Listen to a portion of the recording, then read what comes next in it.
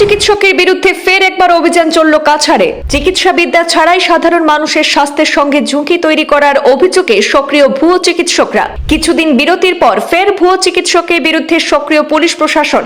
কাছাড় পুলিশের অভিযানে আটক সন্দেহজনক চিকিৎসক কমরুল ইসলাম মজুমদার। পুলিশ অভিযান চালিয়ে শিলচর শহরের দ্বিতীয় লিংক রোডের বাসিন্দা কমরুলকে হেফাজতে নিয়ে জোর তদন্ত অব্যাহত রেখেছে। কোনো ধরনের বৈধ প্রাতিষ্ঠানিক ডিগ্রি ছাড়াই চিকিৎসা সেবার মতো সংবেদনশীল বিষয়ে জড়িত থাকার অভিযোগ ধৃতের বিরুদ্ধে। আরও একবার ভুয়ো চিকিৎসকের বিরুদ্ধে অভিযান জোরদার করল বরাক উপত্যকার কাছাড় পুলিশ। সুনির্দিষ্ট অভিযোগের ভিত্তিতেই পুলিশি অভিযান চলে শহরের দ্বিতীয় লিংক রোডে। কোনো ধরনের বৈধ ডিগ্রি ছাড়াই দীর্ঘদিন ধরে নিজেকে এমবিবিএস চিকিৎসক পরিচয় দিয়ে ভ্রান্ত তথ্যের মাধ্যমে চিকিৎসা পরিষেবা চালিয়ে যাওয়ার অভিযোগে আটক করা হয়েছে কমরুল ইসলাম মজুমদারকে।